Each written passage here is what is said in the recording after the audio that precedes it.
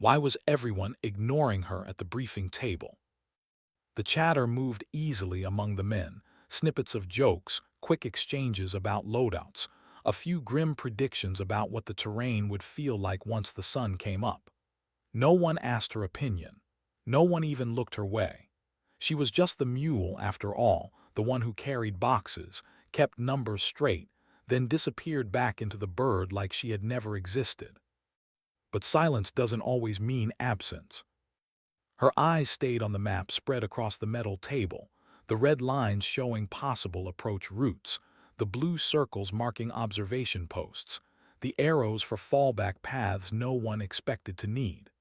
The team leader was talking through contingencies, his voice calm but tight, as if he'd already resigned himself to the mission being boring routine.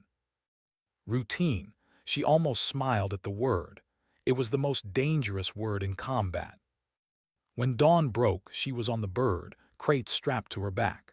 Wind whipped her hair across her face, but she didn't move it away. She just blinked, watching the ridges rise like jagged teeth out of the valley below. She said nothing when the first seal cracked a joke. Ammo Mule, right on schedule again. They always thought it was a joke. She let them. Humor was how men like them kept fear at bay. If they wanted to believe she was just a logistics tag-along, then fine. Easier for everyone. The skids kissed dirt. Dust exploded upward, a storm of fine particles. She jumped off, knees bending under the weight of steel crates, boots sinking into gravel that had seen more blood than rain in the past decade. The pilot didn't even glance back, just lifted, turned, and vanished into the sky. No one noticed that she scanned the ridges before she even put down her first crate. No one noticed how long her eyes lingered on the silent, empty passes that stretched out like waiting mouths. The team was relaxed, too relaxed. They greeted her with the kind of humor that was both respect and dismissal rolled into one. She gave them half a smile. That was all. She laid the crates down one by one, precise, careful, never sloppy. Her nod to the team leader was clipped, respectful, but empty of anything that might invite conversation. He barely nodded back. That was fine. She wasn't here to make friends. The bird's rotor wash still echoed off the peaks when the stillness settled. An unnatural quiet. A clean silence, too clean. She had felt it before, in alleys before ambushes, in courtyards before doors exploded open. The wilderness should have sounded alive. Instead, it sounded expectant. The SEALs didn't feel it yet. They fell back into their rhythm, sector scans, night vision checks, updates on water and ammo. Their voices carried across the rocks, easy, unbothered. They trusted their intel. She didn't. Intel was written by men who never touched dirt. Her eyes swept the slopes again. Nothing, that was the problem, no stray goat, no echo of movement, no whisper of wind bending brush, nothing but stillness. She kept it to herself, for now. Minutes stretched into an hour, then it came. The first flash lit up the northern ridge, not lightning, fire. The mountain roared alive, muzzle bursts tearing through darkness like veins of flame across stone. Strobing light betrayed shadows, men too close, far too close, moving in synchronized waves. Then the other sides joined, the east, the west. 3 sides, coordinated. The air filled with a sound no one forgets once they've heard it. The ripping buzz of heavy machine fire cutting stone, chewing dust, splintering rock. The SEALs scattered to cover, their training snapping in like muscle memory. Orders barked, short and sharp, as the team leader dragged one of his men away from open ground. Contact multiple directions. We're taking heavy fire. Radios crackled with nothing but static. Jammed. She knew it before anyone confirmed. Their satellites, their backups, it didn't matter. The enemy had planned this. For a second she could have played her part. Crouch low, stay small, be the mule, wait it out while the real fighters did their job. That was what they expected of her. But she wasn't built for waiting. A crate lay just behind her. She had packed it herself. Officially, it was listed as spare ammunition. That was true, but not the whole truth. Beneath the standard load were layers of foam cut to shape, a rifle sleeping in its nest like a secret she'd been carrying across missions for months. No one knew, not command, not this team, not anyone. She snapped the latches. Metal clicked under her hands, precise, practiced. The foam peeled back. Cold steel waited. Her heart didn't race. It never did when it mattered. Years of work, training no one had ever asked about, flooded back as naturally as breath. She lifted the rifle, suppressor screwed tight, optics calibrated for low light. The weapon wasn't just gear, it was her voice, and tonight she would speak. One breath. One squeeze. The first man on the eastern ridge folded. The second dropped before his body hit dirt. Her third shot found the jamming antenna, sparks flying as metal snapped. The static in the seals, radios cut off. The team leader looked toward her, face rigid, stunned. He didn't speak. Didn't have to. Shock hung in his silence. She was supposed to be a mule. Instead, she was reshaping the battlefield in 3 shots. The enemy didn't wait. They surged, confident still, pouring men across open ground, rifles spitting fire. They thought numbers would overwhelm. She pivoted smooth, her rifle an extension of bone and breath. 3 shots, then 2 more. Suppressed bursts that cut men down mid-step. The rush faltered, not broken but slowed. The SEALs used the pause. One vaulted to a new position, laying down bursts of automatic fire. Another rolled into cover, throwing hand signals for flanking. They moved like wolves now, fast, sure, coordinated. But she wasn't behind. She moved with them, no need for words. Her hands pushed spare magazines across stone to one man, a belt of ammo to another. Every time they looked up, she was already there, anticipating what they needed. Bullets shredded the crates around them, splinters flying. Dust filled lungs. The mountains echoed with chaos.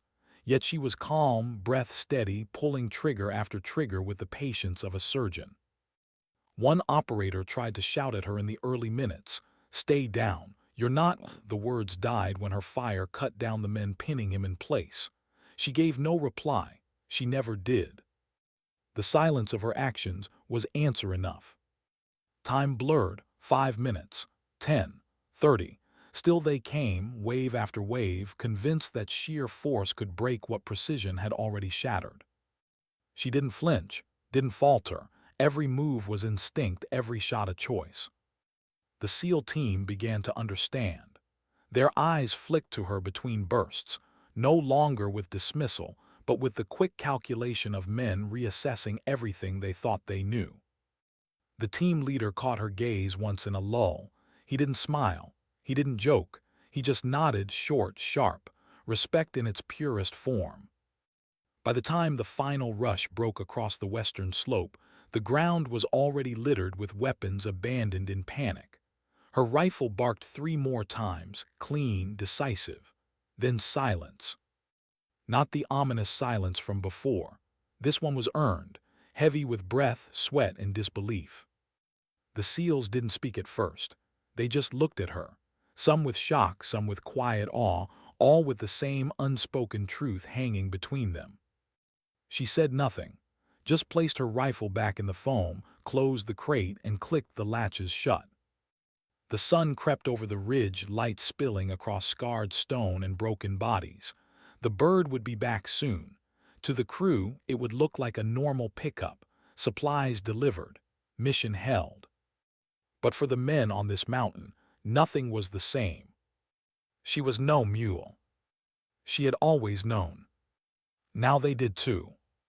And somewhere deep in her chest, pride stirred, not for recognition, not for glory, but for something quieter. She had done what needed doing, and that was enough. What did they see in her eyes that morning? The sun bled slow across the ridge, brushing the battlefield with light, pulling shadows out from under bodies and weapons. Dust still hung in the air like smoke, the taste of burned powder clinging to every breath. The team was silent, each man busying himself with after-action routines, but every so often their gazes drifted toward her. Not suspicion now, not mockery, something heavier. She ignored it or tried to. Her hands worked with methodical calm, securing crates, sorting magazines, checking inventory as if nothing had happened. That was the way to do it. Act like it was normal. Make the extraordinary ordinary.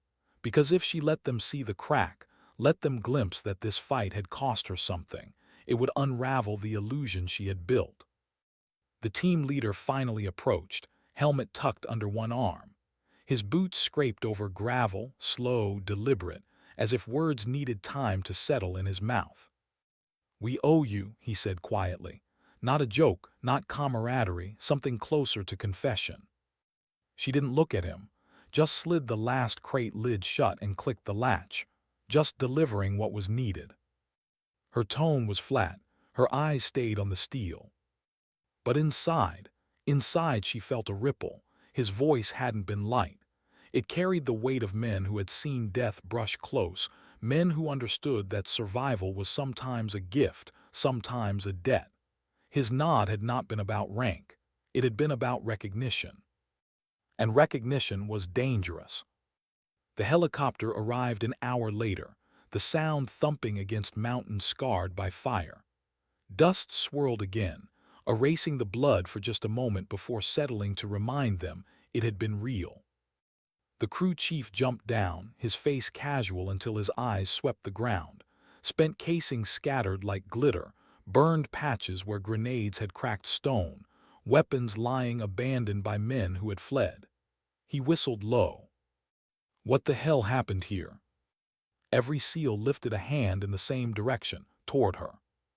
Her jaw tightened. She hated that. The way their acknowledgement made her visible. Visibility drew questions, questions drew files, files drew suspicion. So she bent, slid her crate up onto the ramp and said nothing. The crew chief raised an eyebrow, but the rotors drowned his curiosity. They lifted. The valley shrank beneath them, the battlefield turning small, almost harmless.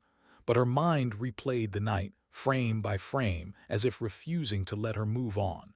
The faces of men through her scope, the way their bodies dropped, the strange silence after each shot. She had told herself long ago that precision was mercy. A clean shot was quicker than chaos, kinder than leaving them bleeding. But sometimes she wondered if that was just a lie she needed to survive herself. The bird thumped over ridges, valleys yawning below. No one spoke. The SEALs sat strapped in, helmets tilted back, eyes closed or staring through her like she was both there and not. She sat among them, her rifle hidden again in foam, her hands resting still in her lap. She wanted to close her eyes too, but rest was dangerous. Rest let memory in. The base appeared, sprawling and sharp-edged concrete walls framed by wire and guard towers. Safe, supposedly. The bird dropped, skids slamming onto hard ground. The ramp opened. The heat of morning air rushed in. They disembarked. She walked behind the others, unnoticed again by the gate guards. That was how it always was. She blended back into her role, the mule, the nameless one with the heavy boxes. Only this time, she felt eyes on her back. Not enemy eyes, not hostile, but watching, weighing, the team leader again. He was speaking with command staff, his gestures brief but sharp. She caught fragments, jammed comms, coordinated assault, underestimated strength. Then she heard her name. Not her call sign, her name. Her stomach knotted. She didn't stop walking. In the small supply room where logistics staff filed reports, she sat at a desk, pen scratching across paper. Ammunition count, rations delivered, damage to crates, nothing unusual, that was the point. Paper told one story, reality told another. She had learned years ago that survival was not just in the field. Survival was in the gaps between stories, in making sure the official record said less than the truth. Her report was clean, sanitized, a routine resupply, no mention of rifles, no mention of shots fired, certainly no mention of bodies cooling on stone. When she finished, she leaned back, exhaled slow. For a moment she let herself feel it, the ache in her shoulders from recoil, the tremor in her fingers she hadn't allowed in the field, the exhaustion that curled like smoke inside her chest. A knock came at the doorframe. She looked up. The team leader. Got a minute? Her instinct said no, always no, but she nodded anyway. Outside, the air was dry, sharp with dust. He walked beside her, saying nothing for several steps. Finally, he stopped near the shadow of a fuel truck, out of earshot of others.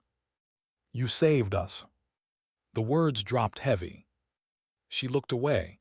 "I did what anyone would have done." "No," he said. His voice was steady. Not angry, not impressed, just sure. "Not anyone. My men have years of training and I've never seen shooting like that. Not under pressure, not with that kind of calm." She kept her silence. He studied her face. "Who are you really?" That question burned more than the firefight had. Because she couldn't answer it. Not honestly. Not without unraveling everything she had buried. Instead, she gave the only answer that had ever kept her alive. "I'm nobody." His eyes narrowed, but he didn't press. He just nodded once, like he understood something without words, and walked away. She stayed under the shadow of the truck until he disappeared. That night, lying on her narrow cot, the base around her humming with generators and distant laughter, she stared at the ceiling. Sleep pressed at her eyes but didn't come. Every time she closed them, she saw the ridge, saw the way silence had broken under fire, saw how quickly she had fallen back into it, into the rhythm she had promised herself she was done with. She remembered another night years ago, another ridge in another country. Faces different, but the silence the same. She had been younger then, more hopeful. She had believed that skill would earn her a place, that precision would be enough to make her belong. But belonging had been taken from her. Papers filed, roles reassigned, her name shifted into a column where combat had no place. She had accepted the exile. She had told herself she was done. Until last night. Her hands curled tight against her stomach. Done never really meant done. Out there, when the bullets cracked and the air filled with screams, she had felt more alive than she had in years. Not because of killing, not because of proving herself, but because in the chaos she had found clarity. She knew exactly who she was. And maybe that was the part that scared her most. Dawn would come again, and with it, new orders. She would be told to carry crates, to count rounds, to smile faintly at jokes she didn't care for. The team would move on to their next mission. Officially, she would fade back into her role, invisible again. But invisibility doesn't last forever. Not when eyes had seen what she carried inside. Not when a leader's question still hung in the air. Who are you, really? She didn't have the answer yet, but she knew this: answers have a way of finding you when you least want them. And on the ridges, in the silence before fire, she had felt something waiting, something unfinished. Why was her file so thin? That's what Command wanted to know the next morning. Pages stacked neatly on a steel desk, stamped with her name, her serial number, her role, logistics.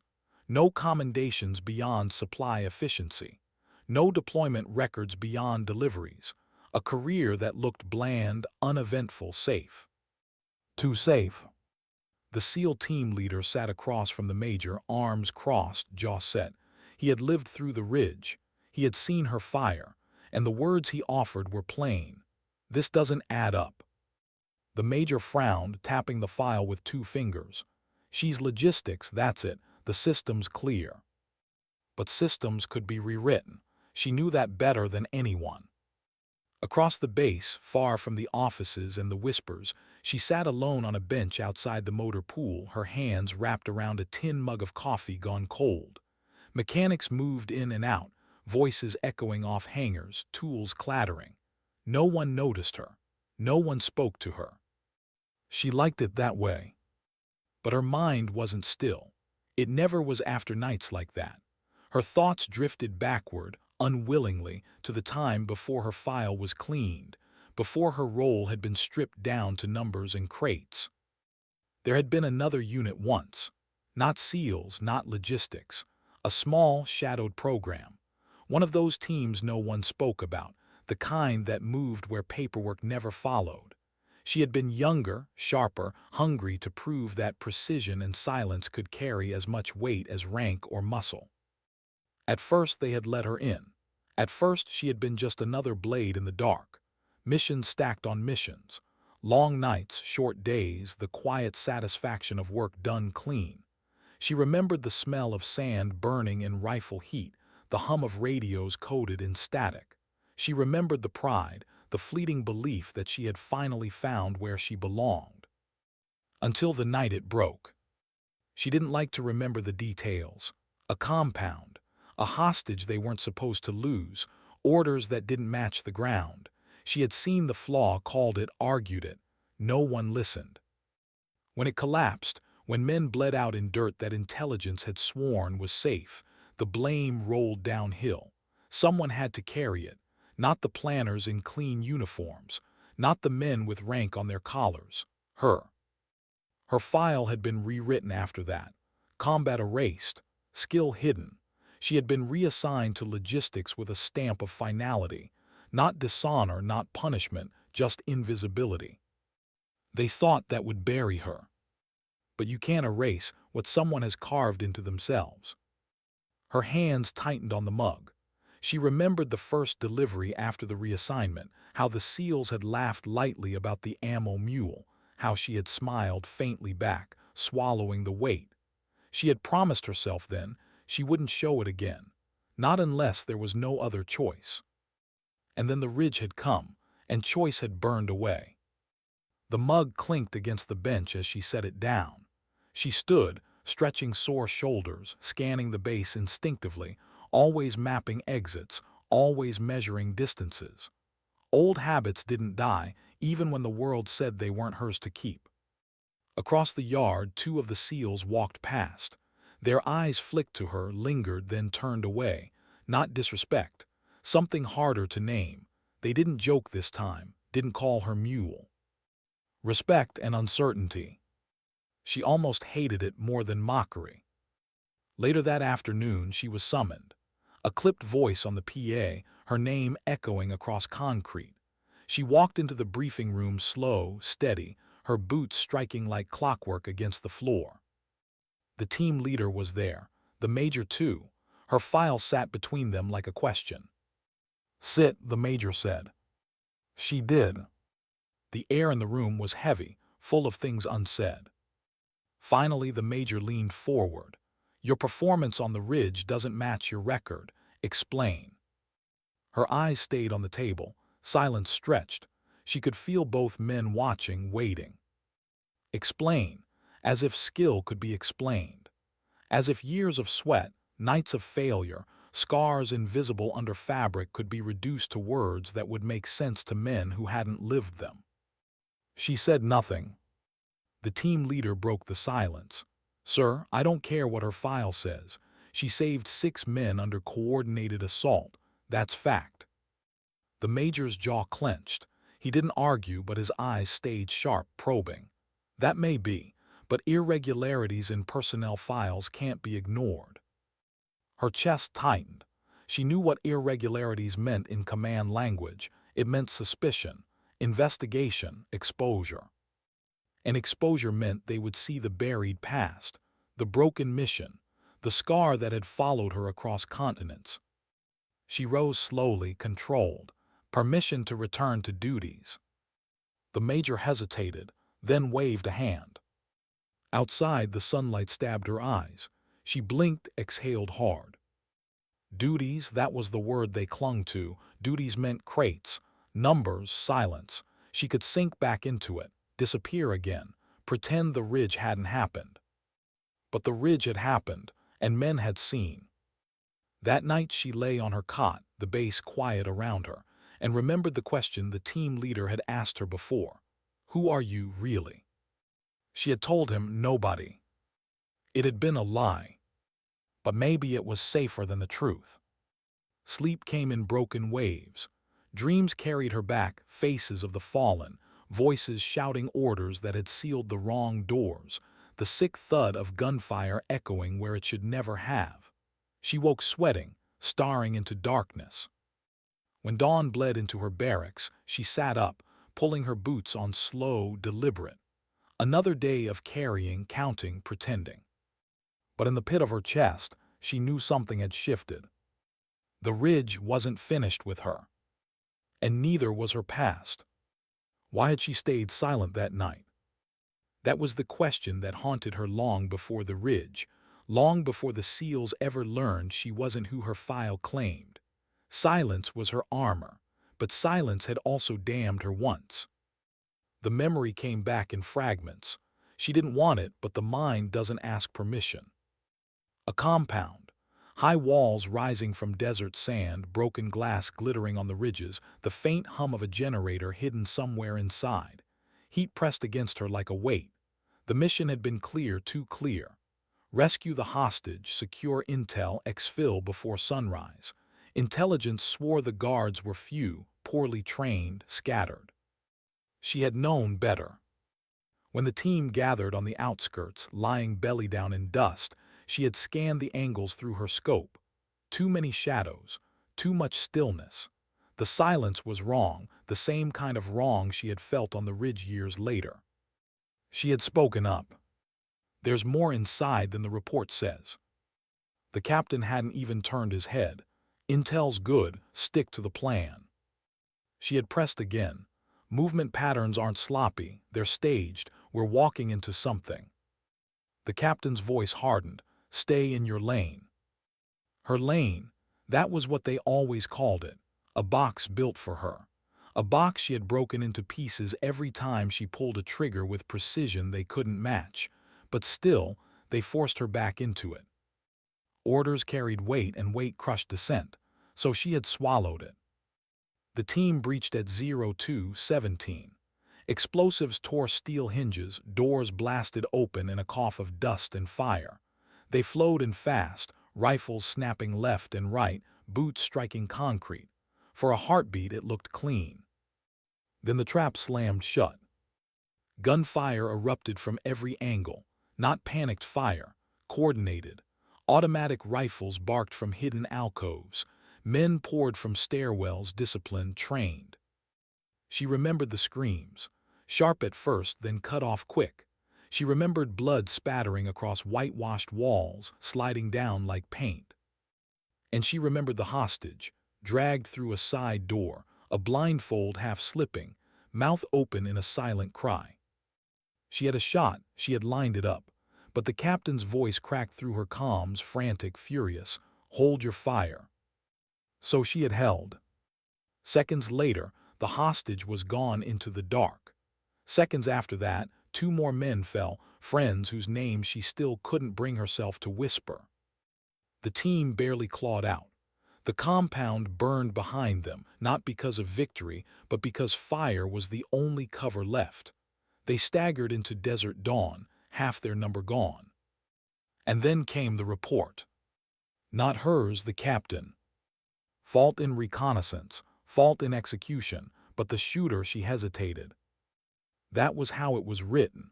That hesitation cost lives. That hesitation defined her. She had tried to argue, but words don't carry when the system needs a scapegoat. She was marked, not with discharge, not with disgrace, something colder. They buried her in logistics. Not for incompetence, not even for punishment, but because invisibility is cleaner than truth. A ghost in uniform, a mule carrying crates. And so she carried. Now in the barracks years later, she sat upright on her cot, sweat beading on her forehead, the dream still burning in her chest. She stared at the floor, breathing slow, trying to cage the memory again. But cages break under pressure. The ridge had cracked hers wide open. Voices outside the barracks pulled her back, SEALs joking, laughing. The sound was almost jarring in its ease. They had survived, so they celebrated survival. But she couldn't join them, not with ghosts still pressing close. She walked outside anyway. The sun had dipped low, shadows stretching long across gravel. 2 SEALs leaned against a vehicle, their words halting when they saw her. For a beat, no one spoke. Then one of them, the youngest, barely more than a boy, cleared his throat. You saved my ass out there." She gave him a faint nod, nothing more. But the look in his eyes, gratitude raw and unpolished, cut deeper than any metal could, because she knew he didn't see a mule, he saw a soldier. And that was dangerous. She couldn't afford to be seen again. Later, the team leader found her by the fence line, staring out at the desert. The sky bled violet and gold, a stillness settling like a blanket. "You've done this before," he said, not a question, a statement. Her jaw tightened. He stepped closer, lowering his voice. "Not just the ridge, other missions. You moved like my men. You fought like you'd been fighting all your life." She didn't answer. He studied her for a long moment, then said, "Whatever they buried in your file, it doesn't change what I saw." His words lingered after he left, echoing in the quiet. What he saw. But what if he saw more? What if Command dug deeper, pulled the wrong threads, uncovered the compound, the hostage, the lies written in her name? She sat back on the bench, the night folding in around her. The ridge hadn't just been survival, it had been exposure, and exposure meant the past was no longer content to sleep.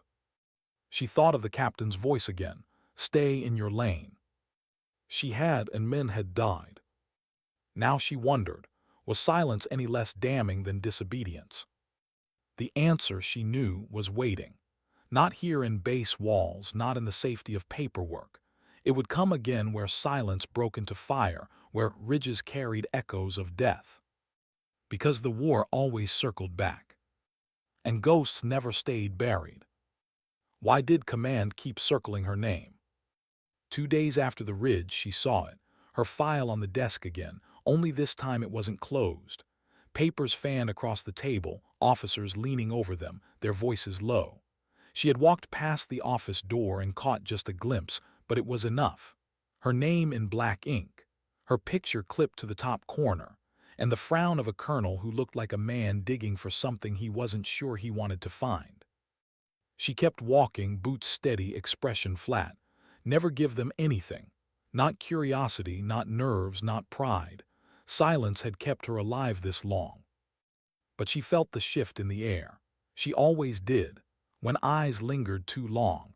When men spoke in low tones that stopped when she entered the room. When respect carried a shadow of suspicion. The SEALs were different now. They didn't joke with her anymore. Didn't call her Mule. They nodded when she passed, a quiet acknowledgement like brothers to a sister they didn't quite understand. The team leader's eyes carried something heavier, questions he hadn't asked yet, respect he couldn't quite put into words. It was almost worse than being ignored. She had built her life on invisibility. Now she was being seen. That evening, sitting in the mess hall with a tray of untouched food, she thought of the first days after the compound mission. The days when she was pulled out of shadows and shoved into the light she didn't want. She remembered the office then too. The captain seated across from a panel, his words sliding blame with surgical precision. She remembered standing there, silent, while men in pressed uniforms decided her future without ever once asking her to speak. Reassign her. The word had cut clean, leaving no scar on their conscience. Logistics, that was the sentence. No tribunal, no dishonor, just a burial in plain sight. She had walked out of that room a ghost in her own uniform. And for years, she carried crates, filled forms, smiled faintly when others teased her, pretended she had never been anything else. Until the ridge shattered it all. Now, as she sat in the mess hall, the murmur of soldiers around her, she felt the weight of that cycle closing again. Another office, another file, another decision in hands that didn't know her. Her fork scraped once against metal, then stilled. She left the tray where it was and stepped outside. The night air was cool, wind moving dust across floodlit concrete. She walked toward the far edge of the base, where the fence line met the desert. She liked the openness, the horizon stretching empty. Out there, silence didn't judge. Footsteps followed. She turned slightly, the team leader always him. "You don't eat much," he said quietly, stopping a few feet away. "Food's better when you can taste it," she murmured. He gave a faint smile at that, then let silence stretch before speaking again. "Command's digging. You know that, don't you?"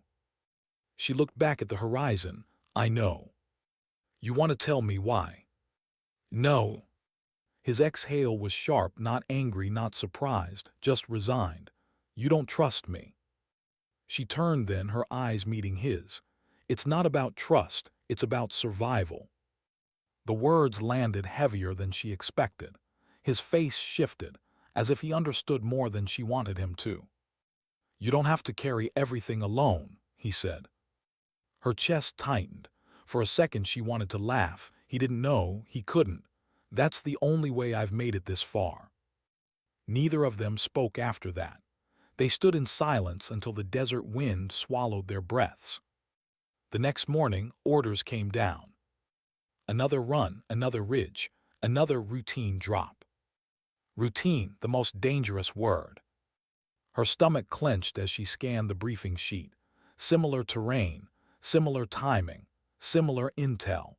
She could feel the echo of the trap humming beneath the words. She wondered if anyone else saw it. The SEALs seemed calm, confident. To them it was another job. To her it was déjà vu.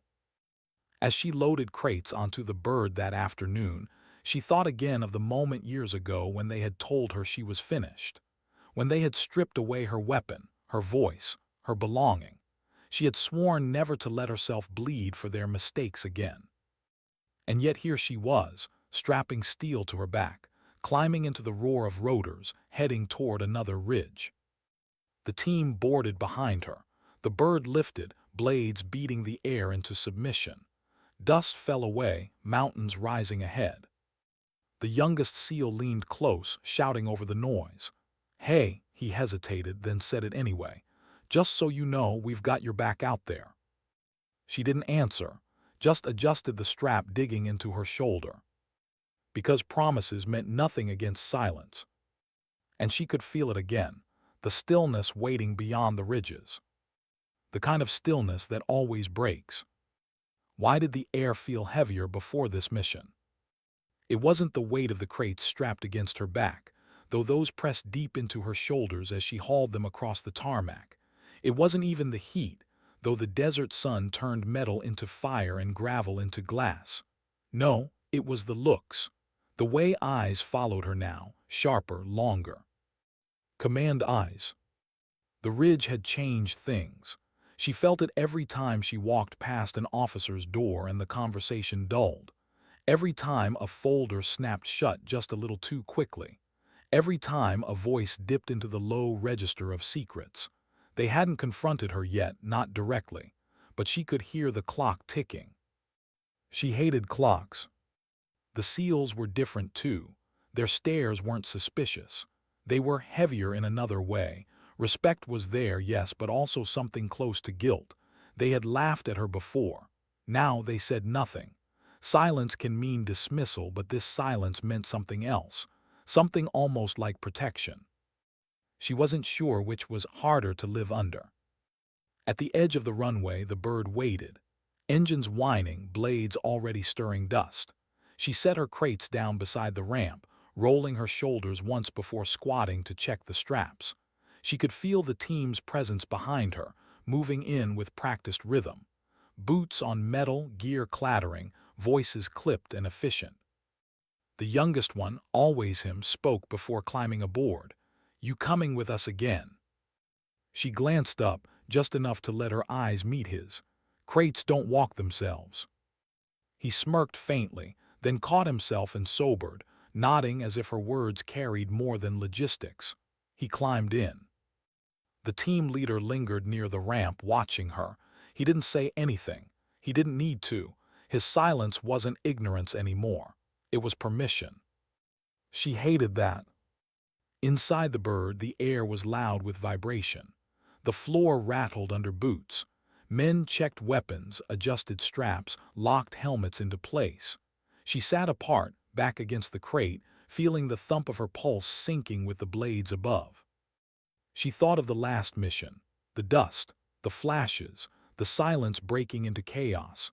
She thought of her rifle rising, the shock on their faces, the nod that meant respect had been earned in blood.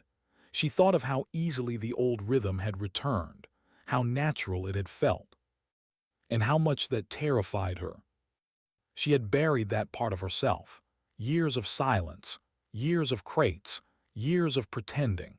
She had told herself she was done, but the ridge had torn the lid off that grave, and once something breathes again, it doesn't go back to sleep. She leaned her head against the crate, closing her eyes against the roar. The memory of another mission bled in, the compound, the hostage, the moment she had obeyed and silence had cost lives. She still felt the captain's words in her chest like scars. Stay in your lane. Her lane had been exile, but she had stepped out of it now, and men had lived because of it. What would stepping out cost this time? The bird banked sharp, pulling her against the crate. She opened her eyes. Mountains stretched below, ridges cutting like blades through sand.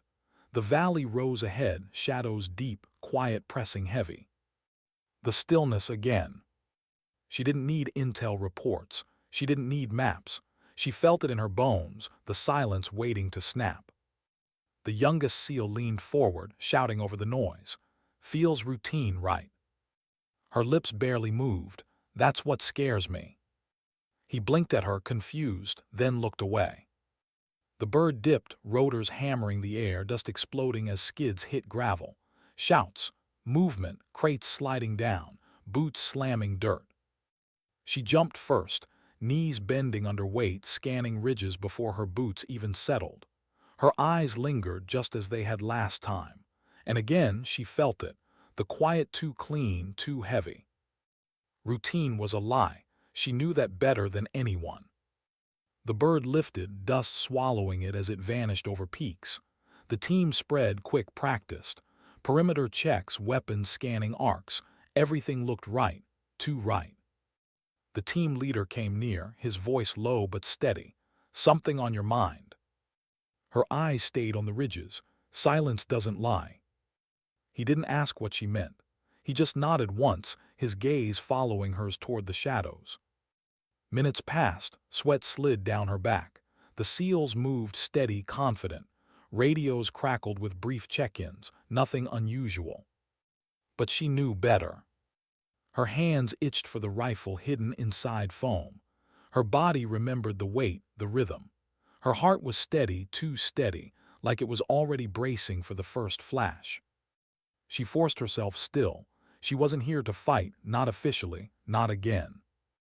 And yet her breath slowed, her senses sharpening, the old rhythm crawling back like an instinct that never dies. Because silence like this never lasts. How long can silence hold before it breaks? Minutes passed on the ridge, but each one stretched thin, taut as wire. She crouched behind a crate, eyes tracing the slopes. Nothing moved, nothing stirred. The seals checked their sectors with steady patience, weapons cutting smooth arcs. To them it was routine. To her it was too clean. The same stillness had wrapped the compound years ago. The same silence that had swallowed her warning whole. Her jaw tightened. Her palms itched against her thighs. She wanted to open the crate, to feel steel again in her hands, not as a mule but as a shooter. But opening it would mean admitting the truth, admitting who she was. And then it came. Not one flash this time. Dozens. The whole ridge erupted at once.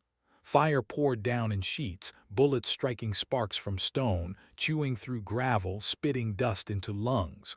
The mountain thundered with violence. The seals moved fast, instinct driving them into cover. Shouts cut through the roar, positions, bearings, calls for fire. But their radios spat static again, the telltale whine of jamming flooding every channel. Her chest seized, the same trick, the same trap. Deja vu burned hot in her gut. She dropped behind a boulder, gravel cutting her palms. The youngest seal skidded into cover beside her, eyes wide, breath ragged. "It's a kill box," he shouted. She didn't answer. her eyes locked on the crate. Her past clawed up at her, the compound, the hesitation, the hostage pulled into darkness, men bleeding out in silence, stay in your lane. She had stayed, and men had died. Not this time. Her hands moved before thought. Latches snapped. Foam peeled back. The rifle gleamed in the thin light, its suppressor already threaded tight, optics catching sparks from the firefight. The seal beside her froze, staring. You what the hell? She chambered around. The sound was soft, final, stay low. Then she rose. Her first shot cracked the ridgeline. One man fell. Second shot, another crumpled. Third, the antenna again, snapped in a spray of sparks. The static in the radio stuttered, then cleared. The team leader's voice surged through. Push left, break the flank. The SEALs moved, alive again, momentum clawing back from chaos. But the enemy was heavier this time. Not squads, platoons, coordinated, disciplined. They had learned from the last ambush. Their fire didn't panic, it pressed, pinned. She pivoted, firing in bursts, each round clean, each hit carving space for the team to move. She felt the rhythm return, breath, squeeze, reset. No rush, no panic, precision. And with each shot, the memory of the compound cracked further. She wasn't holding back this time. She wasn't staying silent. A grenade clattered near the youngest SEAL. He froze. She snapped her rifle down, fired once, shattering the canister before it could settle. The explosion went wide, throwing dust instead of flesh. His eyes snapped to her, disbelief etched deep. She didn't meet them. Her scope was already rising again. The team leader pushed forward, hand signals sharp, his men moving like parts of one body. But every time a gap opened, every time fire pinned them too tight, she was there, suppressing, covering, cutting the ridge into fragments. A round grazed her arm, heat and fire tearing cloth. She didn't flinch. Pain was background, noise, irrelevant. One SEAL shouted her name, voice cracking with something like fear. She ignored it. Another squad of enemies surged from the western slope, shouting in a language that echoed harsh against stone. They thought the team was spent, thought numbers would break them. Her rifle answered first, 3 shots, then 4. Bodies dropped, momentum shattered. The SEALs countered, bursts of automatic fire pushing the survivors back. Dust choked the air. Sweat burned her eyes. Her chest rose steady, too steady, as if the chaos wasn't chaos at all but the only place she felt whole. Minutes bled into eternity. The firefight stretched, faltered, then thinned. Enemy fire grew ragged. Movement turned sloppy. The ridge quieted, not all at once but piece by piece, until the silence returned. This silence wasn't clean. It was scarred, heavy with smoke and breath. The SEALs crouched low, weapons sweeping for stragglers. Slowly, slowly they lowered. The team leader approached her, helmet off, dust caked into the lines of his face. His eyes locked on hers. "You saved us again," he said. She said nothing. Just reloaded, slid the rifle back into its foam bed, shut the crate with a click. The youngest SEAL stepped forward, mouth open, words caught in his throat. He looked at her not with awe, not with shock, but with something rawer. Need. Like he wanted her to explain, to give a name to what she was. She didn't.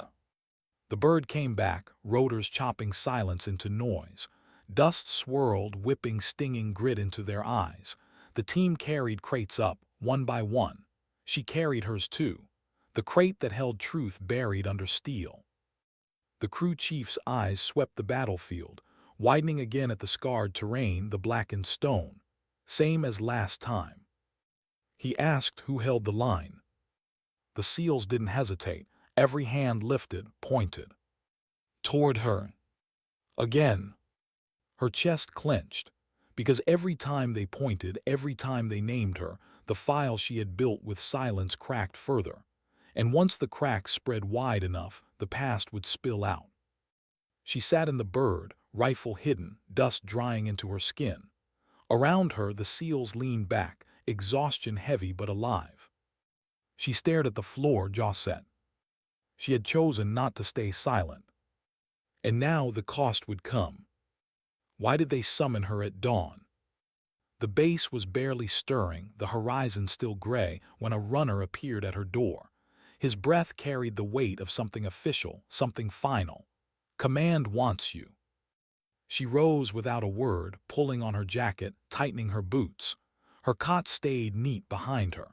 She had always kept it that way, as if expecting to leave without return. The walk across base was long, deliberate. Soldiers moved past in ones and twos, heading to chow to duty. Their voices dimmed when she passed. Some nodded, some just stared. She kept her eyes forward. The office door stood open. A colonel sat behind a desk stacked with papers, her file lying on top like a wound waiting to be reopened. The team leader was there too, arms folded, leaning against the wall. His expression was unreadable. "Sit," the colonel said. She did. The room was heavy with silence. Finally, the colonel spoke. "Your record doesn't explain the last 2 missions. Not the shooting, not the tactics, not the way you led my men out of 2 coordinated ambushes." Her eyes stayed on the edge of the desk. He leaned forward. "So I'll ask plainly, who trained you? Where did you serve before logistics?" The past pressed at her chest. The compound, the hostage, the lies written over her truth. She could have told him everything. She could have opened the wound, poured out the years of silence, the betrayal, the exile. She could have spoken her name as it had once mattered. But words were dangerous, words twisted, words were used against you. So she said nothing. The colonel's jaw tightened. Silence doesn't help you. The team leader shifted, finally speaking. His voice was low, steady. "Sir, with respect, her silence saved us. Twice." The colonel's eyes flicked to him. "That's not the point." "It is," the leader cut in. His tone sharpened. "I don't care what her file says. I was there. I watched her put rounds through rifles aimed at my men. I watched her hold the line when the rest of us were pinned. You can bury her in logistics again, or you can face the truth. She's more soldier than half the names in your folders." The colonel's hand froze on the desk. He didn't argue, not immediately. His silence spoke of tension between paper and reality. At last he leaned back. "You've complicated things." Her eyes lifted to meet his, calm, unflinching. "I'm not here to make things simple," she said. The room went still. For a long moment no one spoke. Then the colonel closed her file with a flat hand. "Dismissed." She rose, nodded once, walked out. The sunlight outside was sharp, cutting across concrete. She blinked against it, breathing slow. The team leader caught up to her near the fence line. His face carried something heavy, not triumph, not relief. Respect, maybe, but tinged with something else. "You're not just a mule," he said quietly. Her lips twitched into the faintest smile. "Never was." He shook his head. "They'll never see you right." She looked out past the wire where desert stretched endless. "I don't need them to." Silence settled between them. Not heavy, not clean, just honest. When the next bird came, she loaded crates as always. Straps over shoulders, boots steady. The SEALs watched her, but no one joked now. No one needed to. Their silence was enough. The rotors thundered, dust rose, and she climbed aboard, vanishing into the noise. Later, men would tell the story. They would whisper about the mule who wasn't, the woman who carried steel not just on her back but in her bones. They would argue about where she came from, what she had done before. Files would remain thin. Records would stay blank. But those who had seen her on the ridge knew the truth. Strength doesn't always speak. Sometimes dignity doesn't either. It simply acts.